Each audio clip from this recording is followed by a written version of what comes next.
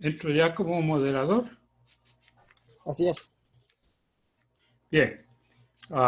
Es un honor actuar de moderador de las charlas o las ponencias de hoy sobre economía y solidaridad social. Pero deseo felicitar realmente al team organizador, al grupo organizador, porque han hecho un excelente trabajo. Si algo sale un poquito mal, va a ser culpa del moderador y tal vez de los panelistas.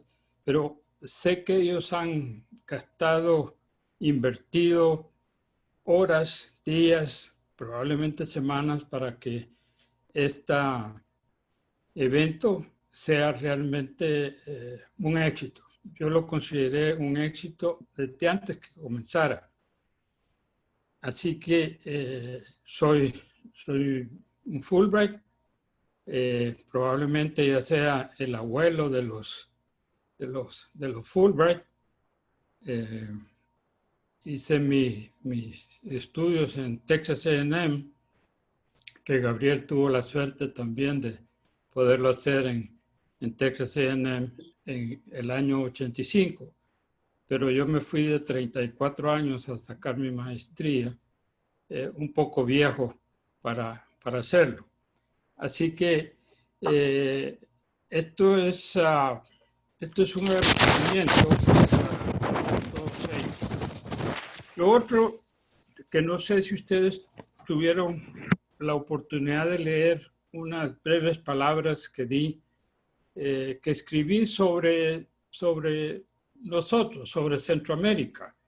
Y qué lástima que nos hayamos separado en 5 países chiquitos, donde no tenemos economías de escala, donde nos pasamos peleando por quién inventó el quesillo o por quién inventó la pupusa o por qué los huevos no tienen que entrar de El Salvador o la leche de Honduras a Guatemala.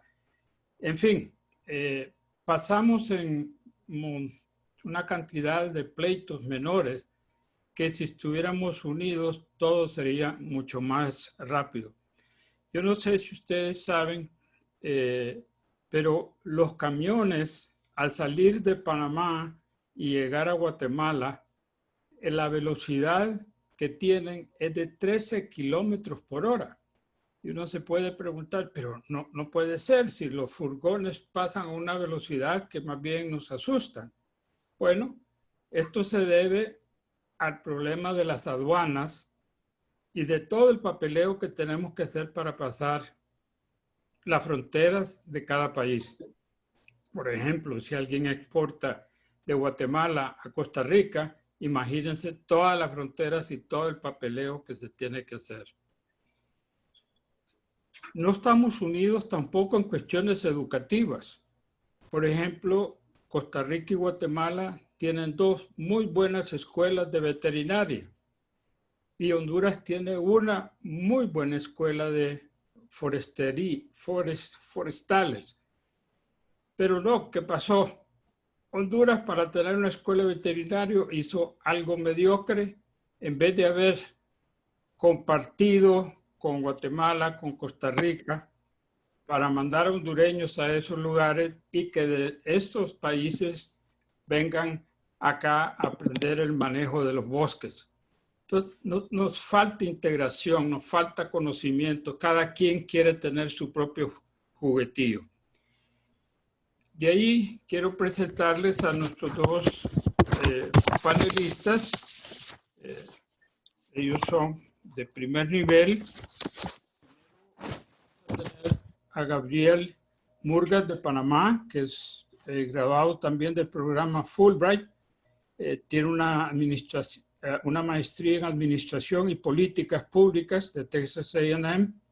Tiene también otra maestría en Administración de Empresas de la Universidad de Panamá. Tiene un posgrado en docencia, tiene una licenciatura en administración de empresas y es miembro del grupo editorial para el Canal de Panamá y siguen sus múltiples funciones en el Canal de Panamá. Y por otro lado tenemos a nuestro buen colega Fulbright también de Nicaragua, que es ingeniero agrónomo de la Universidad Nacional Agrónoma. Él tiene su maestría en políticas de desarrollo rural en la Universidad Centroamericana UCA y en economía y políticas sociales de la Universidad de Ohio. Y es investigador junior en la Universidad Nacional Agraria y otros cargos más que por la brevedad los voy a dejar ahí. En resumen, tenemos dos expositores y pasarme de mis 5 minutos de introducción. Después Gabriel tiene 15 minutos y Francisco 15 minutos. Si no ocupan los 15 minutos, no importa, lo vamos a sumar a la porción de preguntas. Y les pido a todos los miembros que nos están viendo en este momento que los tratemos duros. No hagan preguntas sencillitas. Démosle duro. ¿Por qué? Porque así se saca la esencia de los panelistas. Si los tratamos muy suaves, pues no vamos a sacarles el oro que está dentro de ellos. Así que les pido dureza en sus preguntas, que no sean fáciles de contestar. Pónganlos en situaciones difíciles para que todos aprendamos. Eso es lo importante, que todos aprendamos y todos nos sintamos satisfechos. Así que, sin más que agregar, le cedo la palabra a Gabriel, que nos va a tocar el tema del Canal de Panamá y los efectos que ha habido en su país a raíz de él. Adelante, Gabriel. Bueno, muchas gracias, doctor Fiallo, por sus palabras de introducción. Yo creo que todos los que nos hemos beneficiado y hemos tenido la oportunidad y bendición de ser Fulbrighters, el objetivo principal es, a partir de ese momento, ser promotores del intercambio del conocimiento. Entonces, mis primeras palabras son de agradecimiento a todos los que están aquí. Un saludo cordial a todos los colegas Fulbrighters. Motivar a aquellas personas que nos están viendo y que no forman parte de la familia Fulbright, en especial los jóvenes, a que se esfuercen por ser uno de ellos. Entonces, en este sentido, la función principal del intercambio de conocimiento en la región centroamericana cumple un papel fundamental para que nosotros funcionemos como un solo cuerpo. Me hago eco de las palabras que acaba de decir el doctor Fiallo, de que se ha notado una diferencia significativa en las políticas regionales. Y eso tiene un impacto notable tanto en la educación, en la economía, en la sociedad, porque nosotros debemos fortalecernos como región. Entonces, la presentación que postulé para esta sección del Congreso está vinculada directamente con el desempeño del Canal de Panamá frente a la pandemia. En circunstancias difíciles donde hay necesidad es donde surge la creatividad y la oportunidad. Entonces, en ese sentido, me permito compartirles la presentación que preparé para ustedes. La idea es que esta presentación sea lo más clara posible, que todas las personas puedan beneficiarse. Denme un segundo, no me van a ver en este momento porque estoy compartiendo la presentación. Así que no se preocupen. Si me escuchan, entonces está bien. Listo. Allí tenemos nuestra presentación. Ok. Desempeño del Canal de Panamá en tiempos de cambio. Hablemos un poco acerca del contexto que estamos viviendo a nivel mundial. Primero que todo, tenemos un tema tecnológico y logístico que debido a la pandemia y previo a la pandemia ha sufrido algunos cambios notables. Uno de ellos es el aumento de la inteligencia artificial.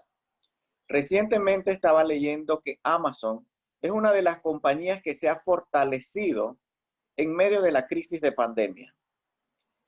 Han contratado o están en proceso de contratación de más de 33,000 personas para trabajar dentro de su empresa. Imagínense. Mientras vemos en un ambiente donde muchas empresas están cerrando sus operaciones, están reduciendo personal, solamente aquellas compañías que se han adaptado al cambio y que han visto esta crisis como una oportunidad, pero que sobre todo se han aliado de la tecnología, están saliendo adelante. Por otro lado, tenemos una inversión notable en la tecnología 5G, que nos va a permitir a nosotros hacer transferencias de información en tiempo expedito. Por supuesto que esta es una oportunidad, pero también se ha visto como un riesgo porque muchos países, muchas empresas están viendo esto desde una óptica quizás no es la más adecuada. Ya ustedes pueden ver allí cómo hay información que dicen que dentro de la vacuna están poniendo tecnología 5G para monitorear a las personas y una serie de comentarios que realmente no son efectivos ni tampoco tienen validez. Pero eso se debe al desconocimiento de la información. A raíz de esto también vemos nuevas tendencias en las cadenas de suministro. ¿Qué es esto de cadena de suministro para los que quizás no estamos muy familiarizados con el tema de logística? Bueno, todo lo que usted tiene en este momento en su casa, todo lo que le rodea, no precisamente se lo ha provisto su país. Si usted se fija, su computadora, su celular, todo generalmente viene hecho de otros países y el costo a veces es relativamente bajo. Entonces, esto es a lo que nosotros llamamos cadena de suministro. Otro ejemplo notable, quizás en su país se produce materia prima, llámese frutas, verduras o algo así por el estilo. Pero resulta que su país no tiene las condiciones para producir ese producto final y entonces se exporta a otros países que sí lo tienen y luego ese producto final regresa a su país transformado en otro producto. Imagínese usted. Entonces, estas nuevas cadenas de suministro han hecho que los países se replanteen esa posibilidad de producir y de transformar todo en su mismo país, es decir, crear autonomía nacional. También tenemos los sistemas de transporte. En particular, el transporte marítimo es lo que mueve el 90% de la mercancía a nivel mundial. Por ejemplo, los automóviles no vienen en avión, tampoco vienen en camiones, vienen en barcos y que generalmente vienen de países asiáticos como China, Corea del Sur, Japón y así por el estilo. Entonces, el transporte marítimo ha jugado un papel fundamental para que la economía en este tiempo de la pandemia siga sobreviviendo. Eso nos lleva al siguiente eslabón, que es la economía.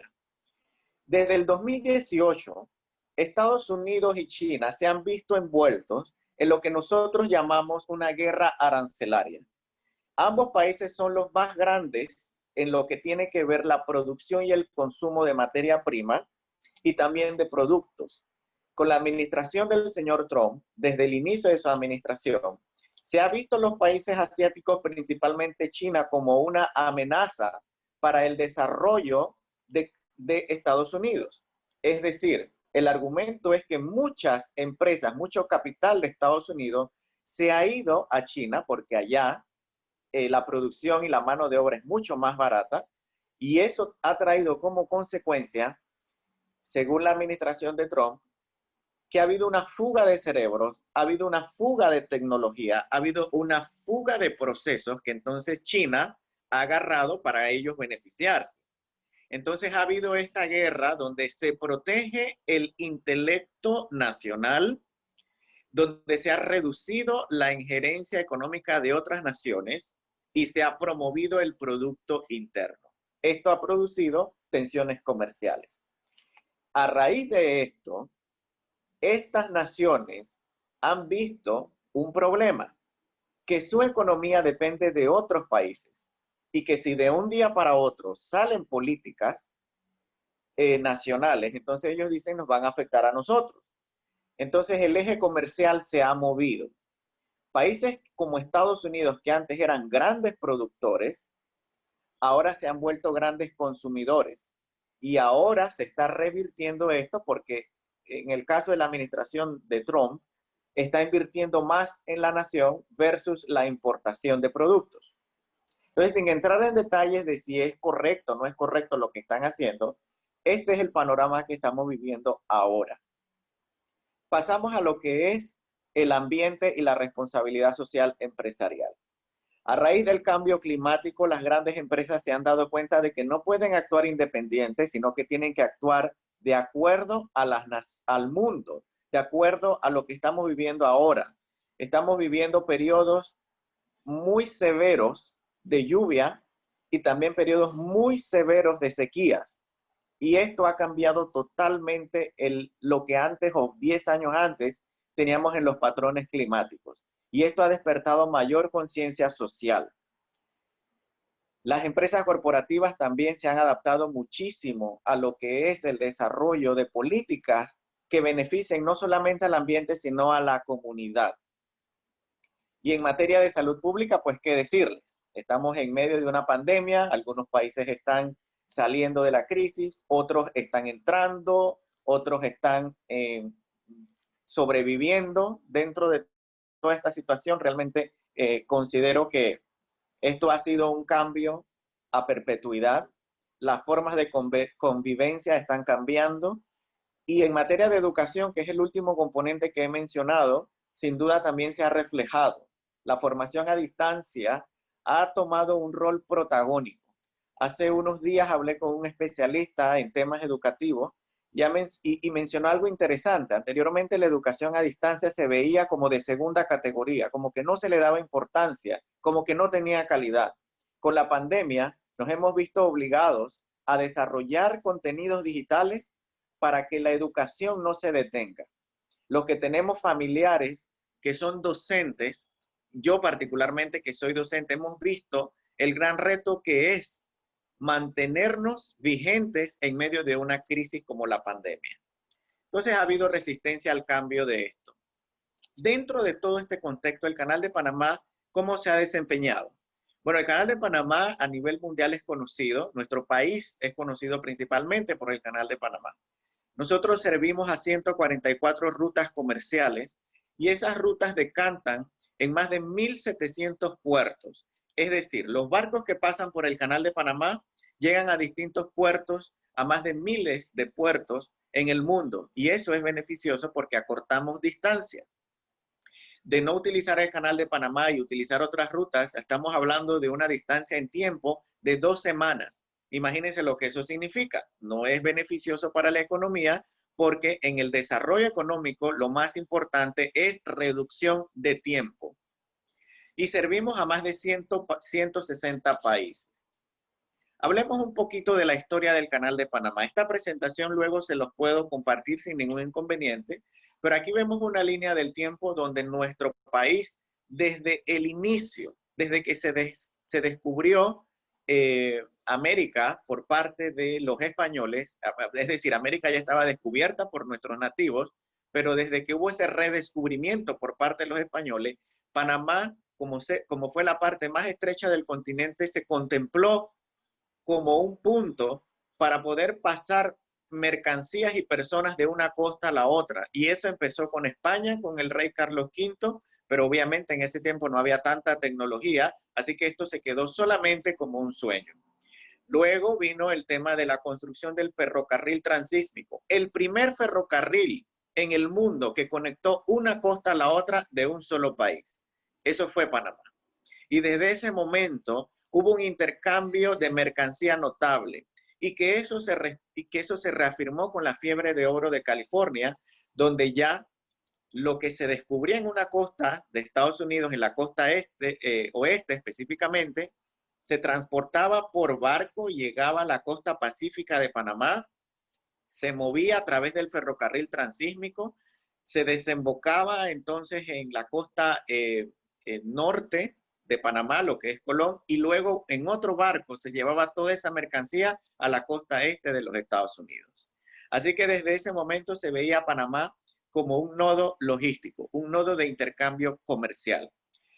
Luego, entonces, los franceses trataron de construir un canal por diversas razones que quizás ustedes ya conocen, no tuvieron éxito, pero una vez Panamá se independiza o logra más bien su separación de la Gran Colombia, entonces Estados Unidos toma al mando la construcción del canal y por 10 años, en 1914, que se inaugura el Canal de Panamá, duró 10 años, 1904 a 1914, entonces nuestro país se desarrolló desde ese momento para acá. El 7 de septiembre de 1977, el general Omar Torrijos Herrera, con el presidente de Estados Unidos, Jimmy Carter, firman los tratados Torrijos-Carter que eliminan ese contrato a perpetuidad que tenía anteriormente Panamá con Estados Unidos, para que a partir del 31 de diciembre de 1999 el canal pasara a manos panameñas. Es decir, nosotros los panameños administráramos 100% la vía interoceánica, y eso significaba la gestión de nuestras propias políticas para que el canal sirviera a la nación panameña. A raíz de eso, entonces, el 26 de junio de 2016 es que se inaugura una tercera vía en el canal de Panamá para que barcos conocidos como los Neo-Panamax pudieran pasar por la vía acuática. ¿Qué ha traído esto como consecuencia? En sus pantallas tienen una gráfica donde muestra una tendencia creciente de los aportes que el Canal de Panamá le ha dado a Panamá como nación. Entonces ustedes pueden ver allí en esa línea roja cómo va incrementando. Esos son valores acumulados, ¿ah? Cómo los valores acumulados van creciendo, y hasta el 2019, desde el año 2000 hasta el año pasado, el Canal de Panamá le dio al país más de 16.000 millones de dólares. Imagínense. Eso significa que el Canal de Panamá como un activo es rentable. Todo este dinero pasa al Tesoro Nacional, que se va a traducir entonces en beneficios sociales principalmente para el país. Llámese construcción de escuelas, construcción de hospitales, ampliación de carreteras, en fin, todo lo que tenga que ver con el bienestar social va a dar al Tesoro Nacional. Pero ya eso queda en manos de cada gobierno en turno administrar esos recursos. Nuestra responsabilidad como Canal de Panamá es darle esos réditos al país. Lo que ven aquí es el desempeño en los tránsitos y tonelajes que han pasado por el Canal de Panamá 2018-2019. ¿Por qué no tengo 2020? Pues porque todavía no hemos terminado el 2020, pero luego les hablaré un poco acerca de cómo está el desempeño en lo que va del 2020. Si ustedes pueden ver en su primera columna, está dividido en 3 columnas principales: tránsitos, tonelaje de carga, CP/SUAM. Ahí les voy a explicar eso qué significa. En los tránsitos ustedes pueden ver que en lo que son los Panamax son los buques que pueden transitar por las esclusas originales, y los Neo-Panamax son los que van a transitar por las nuevas esclusas. Entonces, en el 2019, notamos que en el total, más de 9.000 buques pasaron por las esclusas Panamax. Y por las Neo-Panamax pasaron más de 2.000 buques. En tonelaje, que es en la siguiente columna, en el 2019 pasó más de 161 millones de toneladas, versus el 2018, que hubo 173 millones de toneladas. Quizás ustedes dirán, hubo menos tonelaje. Sí, en efecto hubo menos tonelaje, pero estas varianzas son completamente normales dentro del comercio marítimo mundial, porque el Canal de Panamá tiene una economía que depende de la demanda derivada. ¿Qué es una demanda derivada? Que el Canal de Panamá depende de otras economías. Es decir, si la economía mundial tiene una crisis, eso va a impactar al Canal de Panamá, porque no van a pasar barcos con mercancía. Entonces, justamente esa varianza en la economía nos obliga a nosotros como Canal de Panamá a ser más competitivos, a ser más atractivos para mantenernos vigentes dentro de la competencia. ¿Cuáles son nuestras competencias? Usted se puede preguntar. Bueno, Estados Unidos tiene un sistema logístico intermodal que va de costa a costa, es decir, un sistema avanzado de trenes y carreteras para transportar mercancía de la costa este a la costa oeste de Estados Unidos y viceversa. Pero aún así, el Canal de Panamá ofrece más rapidez al pasar la mercancía por el Canal de Panamá de una costa a la otra. Entonces, en la parte de abajo tenemos unos cuadros, unas gráficas de barras que hablan de los tránsitos, los tonelajes de carga y CP Swap. En los tránsitos ahí podemos ver que en el 2018 y 2019 se ha mantenido bastante similar y los Neopanamax 2018-2019 también. En las toneladas de carga hemos visto un comportamiento similar y en el CP Swap. ¿Qué es esto de CP Swap? Bueno, el Canal de Panamá tiene un sistema particular de medir cuánto tonelaje pasa por la vía acuática. Entonces nosotros tenemos un sistema universal de arqueo de buques que nos permite a nosotros determinar cuántas toneladas están pasando por el Canal de Panamá en un momento dado. Eso es lo que ustedes ven en la pantalla. El siguiente slide es un poquito más sencillo y que ofrece pues ya una perspectiva más clara de los tránsitos. Ustedes pueden ver allí en tráfico total, hay 3 líneas, 2017, 18 y 19. Entonces, allí vemos cómo el tránsito de buques se ha mantenido bastante estable.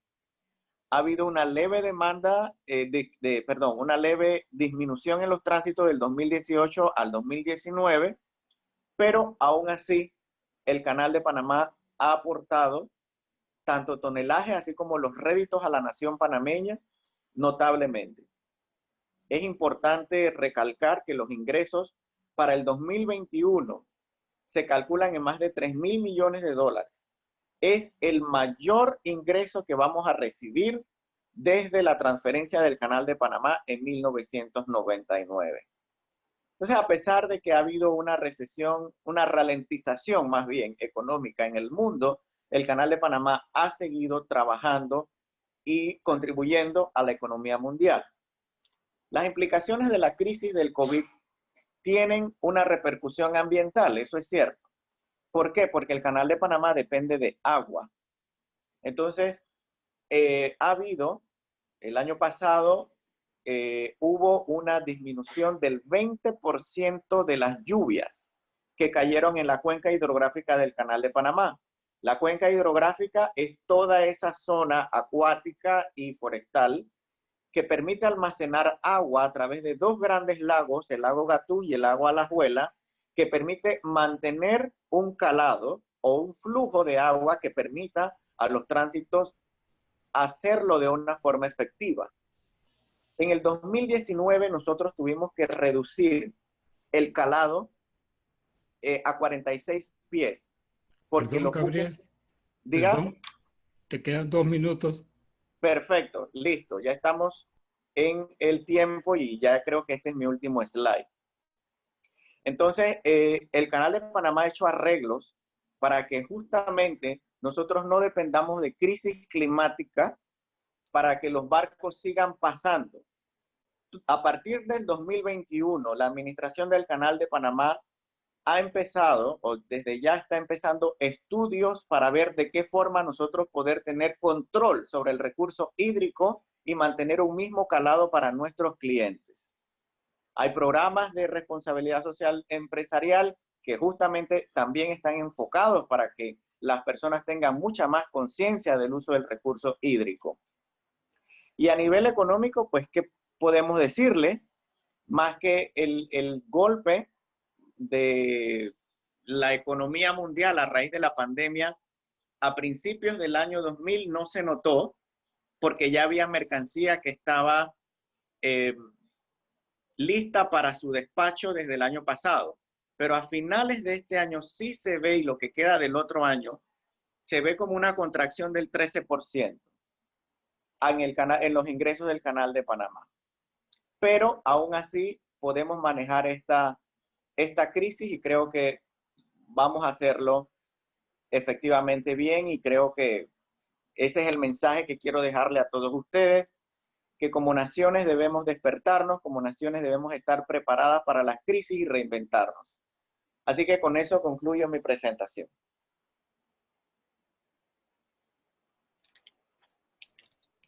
Muchas gracias, Gabriel.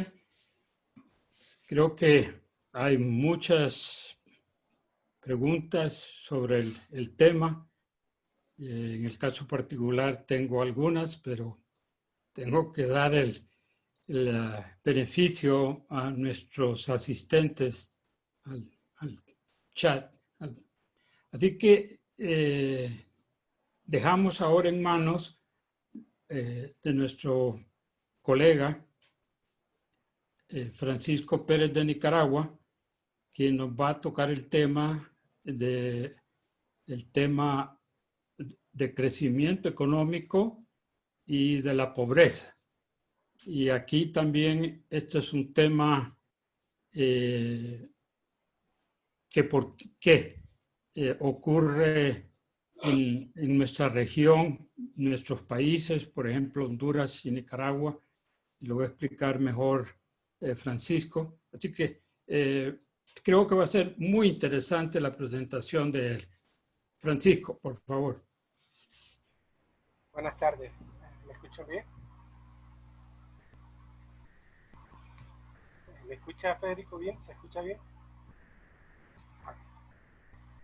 Buenas tardes, muy contento de ser parte de este esfuerzo en el cual todos los becuarios de diferentes opciones podamos estar juntos, compartir información, compartir oportunidades. En el caso de Nicaragua hemos contado más o menos 23 opciones de becas de diferentes tipos en las cuales participan una buena cantidad de nicaragüenses. Imagino que en el resto de la región tenemos desde los jóvenes líderes hasta los Fulbright, que somos, por así decirlo, becarios y están los que son invitados, entre otras cosas. Vamos a tratar de abordar un poquito la situación de la región. Nosotros, a partir del 1 de marzo del presente año, entramos en lo que se llama la dinámica del COVID. El próximo jueves vamos a cumplir 7 meses de estar en esta dinámica que nos genera la pandemia, con una serie de medidas que se toman dentro de la región, pero también con medidas que nos vienen de fuera de la región. Y eso, por así decirlo, nos va a generar cierto impacto, ya sea en el Producto Interno Bruto de nuestros países, en la dinámica económica que estamos teniendo a nivel micro de los hogares, de los empleos, y junto con ello, en un siguiente nivel, un efecto en los niveles de pobreza. Previo a la crisis, estamos hablando hasta el año 2019, la región estaba entrando en un proceso de crecimiento con menor tasa, con menor aceleración, ¿verdad? Nosotros para el 2016, nosotros habíamos crecido al 3.17% y ya para el 2019 andamos creciendo el 2.4%. Tanto Costa Rica, Honduras y El Salvador estaban reduciendo el ritmo de crecimiento que traían, y en el caso de Nicaragua, pues nosotros por crisis económica y social hemos tenido 2 años de decrecimiento o de contracción, ¿verdad? Eso es en el contexto en el que entramos cuando, en diciembre del 2019 comienza la crisis en China y luego se traslada fundamentalmente a partir de los meses de febrero, finales de enero, principios de febrero, a Europa y luego a los Estados Unidos y América. Siguiente, Gabriel. Entonces, un poco lo que tenemos ahora en este momento es tratar de prever por dónde nos va a pegar la cosa. Algunas cosas ya se están viendo los efectos, otras lo que están haciendo es proyectando un poco lo que nosotros esperamos que pueda pasar. A partir de esas proyecciones, de esos escenarios, nuestros gobiernos están tomando o deberían tomar diferentes tipos de medidas, así como la empresa privada también debería tomar medidas importantes. Entonces, ¿qué es lo que se espera fundamentalmente, verdad? se espera que el impacto más fuerte lo reciba el sector turismo, el sector comercio, el sector hoteles y transporte, el sector de transporte, hoteles y restaurantes, y todo lo que se demanda de alto consumo como automóviles, etc. Se considera que puede tener un impacto significativo a algunos sectores como la minería, el gas, gracias Helen, a actividades financieras, y hemos visto también que el riesgo de la cartera financiera ha aumentado, entonces podríamos tener un efecto también en los sectores financieros, y los menores impactos los podríamos tener en agricultura, ganadería y pesca. Todo lo que es producción de alimentos, lo que tiene que ver con medicamentos, equipos médicos, pero sobre todo agricultura. Y entonces aquí podríamos plantearnos como una hipótesis de que podemos esperar un efecto bastante diferenciado en la región, porque nosotros tenemos una distribución del trabajo en la región no escrita, pero que realmente funciona. Con Nicaragua y Guatemala con un fuerte aporte de la agricultura, con El Salvador, Panamá con un fuerte sector servicio, y Costa Rica con un sector servicio, pero también una fuerte industria electrónica, digital. Entonces, en dependencia de cómo nos vamos moviendo en el país, bueno, y Belice también un fuerte peso del sector turístico, sector servicio, entonces así vamos a ir teniendo impactos diferenciados en nuestros países. El hecho, por así decirlo, de cuando decimos la afectación es sector turismo, hay que recordar que el sector turismo tiene un montón de otros sectores conexos. Uno de ellos, por ejemplo, es todo lo que es la producción gourmet, hortalizas gourmet, frutas gourmet, todo lo que es esta producción de alta calidad que está destinada, orgánica y de alta calidad que está destinada al sector turismo, también tiene una caída en la demanda, lo que hace, ¿verdad?, que el sector agrícola también de cierta manera tenga su impacto. La siguiente, Gabriel, por favor. Si nos vamos un poquito a los países de la región, por así decirlo, que pueden ser más impactados por este tema del turismo, un poco decíamos Belice como país de la región, el turismo aporta el 45% del PIB y el 40% del empleo. Eso nos da la importancia que tiene y, por así decirlo, el efecto que podría tener en la economía. En el caso de Honduras, Panamá y Costa Rica andan entre el 6 y el 8.5%, y para Nicaragua y El Salvador es el 5% del PIB. Pero aún así, ¿verdad? Decimos, no solo es el impacto del sector en sí, sino además lo que va generando, lo que están generando, ¿verdad?, a los otros sectores. La siguiente. Otro tema, que estos son de los temas externos, es que las medidas de confinamiento, las medidas de restricción, están generando cierto impacto en los empleos en los países europeos y en los Estados Unidos. Y eso, de cierta manera, afecta el mercado laboral en donde están incorporados nuestros connacionales que viven allá, y se esperaría o se está esperando de que tengamos un impacto en las remesas. Y ahí, por así decirlo, las cosas también tienen sus pesos, ¿verdad? El Salvador, por ejemplo, es uno de los países que tiene un mayor peso de economía en todos los temas remesas, el 22%, Honduras más o menos anda por el 20%, y Guatemala y Nicaragua andan entre el 13 y el 14%. Con el detalle que la remesa viene directamente al consumo. La gente que recibe remesa la utiliza para pagar comida, para pagar educación, para pagar salud. Es decir, es un dólar que llega y se mueve en la economía, que va generando empleos, que fortalece incluso al sector formal e informal a través del consumo. Entonces, eso es uno de los impactos importantes que podríamos tener a través de la remesa. Siguiente, por favor. Un poquito lo que plantea la CEPAL para este año, ¿verdad?, es que nuestras economías, en el caso de Centroamérica o América Central, podrían andar reduciéndose por un 6.2%. Como verán, los países más afectados están El Salvador, de mayor tasa de crecimiento, El Salvador, Nicaragua y Honduras como lo de mayor contracción. Aquí siempre yo digo que hay que tener en cuenta los números relativos y los números absolutos. Un ejemplo básico es que Costa Rica aquí aparece con una contracción del 5.5, pero eso en términos absolutos es un poco más de 3.000, casi 3.400 millones de dólares en contracción, mientras que para Nicaragua ese 8.3% de contracción apenas es un millón, 1.000 millones de dólares. Entonces, no solo a través de los números relativos podemos ver los impactos, sino también cómo hay una cantidad de plata que dejará de estar en la economía y que eso, por supuesto, tendrá su impacto. Siguiente, por favor. Entonces, lo que se está hablando y un poquito lo que está planteando es que cuando se utiliza el PIB per cápita, que es el tamaño de nuestra economía, el tamaño de nuestro pastel entre la población, nosotros lo que vamos a estar es prácticamente regresándonos 10 años. Eso es un poquito la proyección que está haciendo la CEPAL ahorita. Vamos a tener el nivel equivalente que tendríamos de manera general en la región con lo que pasa con el PIB per cápita que teníamos para el año 2010, ¿verdad? Pero por supuesto, como les decía, esta es la región de manera general.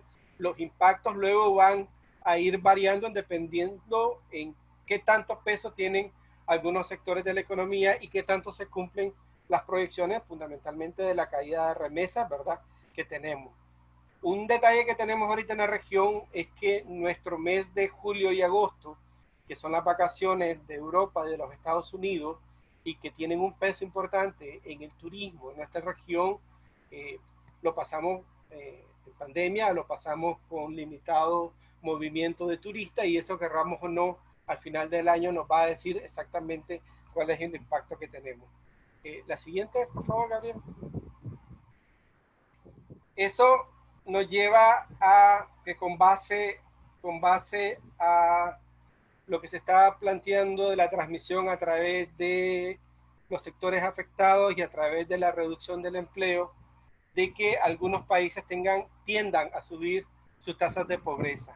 Algunos países, como decía en su momento Federico, tenemos un problema estructural de pobreza. Estamos hablando de Honduras, Nicaragua y Guatemala, que la pobreza general podría estar pasando más de la mitad de la población, fundamentalmente. Mientras la pobreza extrema podría estar ahí un poco entre el 22 y 23% de la población, lo cual de cierta manera es un retroceso, ¿verdad?, para los datos que ya se habían alcanzado previamente. Lo que se había ido reduciendo de la pobreza, de pronto tendríamos un paso para atrás. Como decía, esto es una proyección, dependerá mucho del impacto que tengamos a nivel de las remesas y del impacto que tengamos a nivel del empleo. Siguiente, Gabriel. Y entonces, aquí tenemos más o menos una relación de lo que se plantea, de que hay factores que tienen un peso importante en el PIB y su peso en el empleo. Entonces, por ejemplo, de los sectores afectados, de los más afectados de manera general en la región, pueden estar presentando el 25% del PIB y más o menos el 34% del empleo. En el otro extremo, los menos afectados, ¿verdad?, como el caso de la agricultura, son de los que generan menos PIB, pero además son los que están generando menos empleo en la región, ¿verdad? Aunque en el caso de Nicaragua es de los casos aparte, ¿verdad?, donde la agricultura puede llegar a pesar el 16% del PIB, pero el 31% de la ocupación. Eso todavía porque nuestro sistema es muy dependiente de la agricultura y está menos en el sector servicio como el resto de países. La siguiente, por favor. Y entonces, un poquito, de nuevo, aquí es un juego de los números relativos y los números absolutos. Cuando ustedes miran los números relativos, se dice que las microempresas de manera general en la región del país, en la región latinoamericana, se verán afectadas o cerrarán más o menos un 20.7% de las microempresas. Entonces, cuando lo miramos así como un 20 o un 21% de las microempresas, nosotros diríamos, bueno, no está mal, el 79% de las microempresas seguirán funcionando. Sin embargo, cuando miramos... Francisco, Ajá. 30 segundos. Ok, cuando miramos el número estamos hablando prácticamente de 2.6 millones de empresas que probablemente cierren en el marco de esta crisis. La siguiente, Gabriel. De lo que se podría perder fundamentalmente, igual manera, son los empleos. La mayor parte de los empleos que se podrían perder están en el nivel de ocupación, que son las microempresas, y eso es lo que de cierta manera hace proyectar de que las tasas de pobreza se puedan estar elevando, porque si la gente pierde la ocupación y además no hay oferta de empleo en la región, pues caeremos a temas de pobreza. La siguiente. Y creo que ahí me quedo. Pero un poco la reflexión es esto. Entonces nuestro gobierno de manera general y la empresa privada tiene que revisar cuáles son los incentivos que estamos poniendo en este tipo de microempresas y pequeñas empresas, que son las que nos pueden proveer ocupación y son las que nos pueden reducir de manera significativa las tendencias que vamos a tener de pobreza y extrema pobreza en nuestra región. Muchas gracias. Muchas gracias, Francisco. Así que rápidamente vamos a pasar a tratar de responder un par de preguntas cada uno, y vamos a empezar con Gabriel de una cantidad de preguntas que han llegado. Una, básicamente, y estoy tratando de interpretarlo, las preguntas, es, ok, está bien, el Canal de Panamá tiene una acumulación de ingresos que, si se compara con lo que se estaba recibiendo anteriormente, es un gran logro. Ya. Pero la otra pregunta que creo que surge es, ¿y los gastos cuántos son? ¿Y la inversión cuánto fue? ¿Fue una inversión rentable realmente para Panamá? O sí, nos da dinero, pero invertimos mucho más para hacer ese canal. Claro. Esa es una... Sí, sí, perfectamente. Es una pregunta completamente válida. Por ejemplo, el Canal de Panamá recibirá o ha recibido en los últimos años aproximadamente 3.000 millones de dólares. Entonces, de esos 3.000 millones de dólares, que es lo que pagan básicamente, que es el mayor ingreso que nosotros tenemos, los clientes que pasan por el Canal de Panamá también recibimos ingresos pequeños por producción de agua y energía. Pero de esos ingresos que nosotros tenemos que pagar la fuerza laboral, tenemos que invertir en proyectos que realmente nos van a ayudar a mantener esa competitividad. Y luego de eso, entonces nosotros le contribuimos a la nación panameña los réditos, es decir, sacamos un porcentaje para que el canal siga manteniéndose vigente y operativo, actualizado, pero aportamos también a la nación panameña, así que definitivamente que sí es un negocio rentable hasta ahora. Bien. Otra pregunta que ha llegado es, ¿cuál es la opinión de ustedes viendo todos estos movimientos para hacer más canales en Centroamérica? Hay uno entre Nicaragua y Costa Rica que ha generado mucho calor entre los gobiernos, no entre los pueblos, porque hay que aclarar las cosas. Pero se iba a hacer en Nicaragua, se habló de un canal también, y el río San Juan fue problema. En Honduras también se está hablando de otro canal, de que puedan llegar al Golfo de Fonseca y pasarlo a trenes para salir directamente al puerto de Castilla, que reúnen muy buenas condiciones. ¿Qué opinión te merecen esas iniciativas? Ok. Bueno, voy a hablar a título personal, no a título del Canal de Panamá. Así que voy a decir lo siguiente.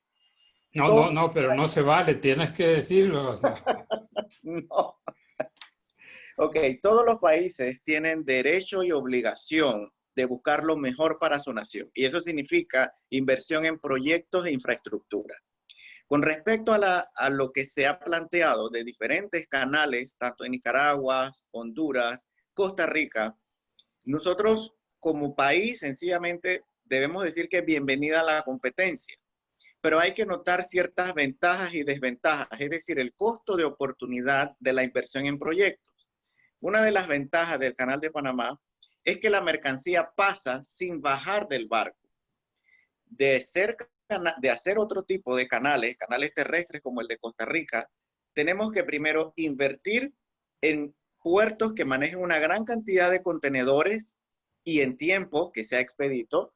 Luego de eso, transportar todos esos contenedores en sistemas rápidos, ya sea de autopista o de tren. Luego, tienen que desembarcar todos esos contenedores y ponerlos en otro barco. Todo ese proceso lleva tiempo que si no tiene un programa efectivo y eficiente, realmente no va a resultar muy atractivo. Entonces, si hay un plan para construir un canal, ya sea marítimo o terrestre, por alguna región centroamericana, perfecto, pero siempre tiene que hacerse en base a ver todas esas bondades y desventajas que ofrece el Canal de Panamá para que sea una inversión notable y que beneficie realmente al país que está haciendo la inversión. En el Canal de Panamá, por ejemplo, pasan barcos que transportan hasta más de 13,000 contenedores, imagínense. Y esos contenedores no se bajan del barco, pasan expeditamente por el Canal de Panamá. De hacerse un canal terrestre, todos esos 13,000 contenedores tienen que tener un tratamiento diferente que envuelve tiempo, que envuelve dinero y recursos para llevarlos a la otra costa. Entonces, por eso es que digo, es una opinión muy personal sobre esto, que todos los países pueden hacerlo, bienvenida a la competencia, pero también hay que considerar toda esa serie de factores para elegir el mejor plan para cada país. Muy bien, muchas gracias. Muchas gracias, Gabriel. Y ahora vamos con Francisco, con un par de preguntas también. Nuestro auditorio está preguntando que qué se puede hacer para evitar que los jóvenes de nuestros países, especialmente Honduras, Salvador, Guatemala, esperan terminar su 9º grado, tener tal vez 15 años y ir a buscar, no sé si les debemos de seguir llamando sueño americano, en términos de cómo calentar la economía para que esta gente no se vaya y quede en sus países.